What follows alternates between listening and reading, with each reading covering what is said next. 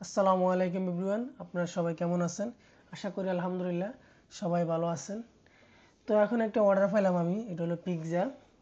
তো পিৎজাটা নিয়ে কাস্টমারের বাসায় আসলাম, আইসা দেখি দিয়ে বিলিংটার মধ্যে লিফট নেই। তো পর আমি কাস্টমারে মেসেজ করছি, সাই দেখে আমার মেসেজের আনসার দিতেছে না। কিন্তু আমি যে সময় দরজার সামনে আছি তারা আমি বেল বাজেছি, সে আমার জন্য দরজা খুলছে। কারণ সে জানে আমি মেসেজ করছি এটাই, আমি এখানে মেসেজ করছি তুই একটু নিচে আয়, হে নিচে আসবে না, মানে এই জন্যই এই মেসেজের আনসার দেখে নেই, আনসার দেয় নেই, মানে না দেখার মতো বান করছে। কারণ আমি এখানে বলবো নিচে আসতে, কারণ বিল্ডিংয়ের মধ্যে লিফট নেই, সে নিজে জানে। তো পরে সে আমার মেসেজ দেখেনি, আমি নিজেই উপরে গেছিলাম, যে ফুডটা দিয়ে আসলাম। আমার খুব কষ্ট হয়েছে। হে চাইলে একটু নিচে নামে আসতে পারতো, হেও আসতে পারতো, আমিও যেতাম একটু। হে যদি দোতলা পর্যন্ত আইতো, আমি যেতাম বাকিটা।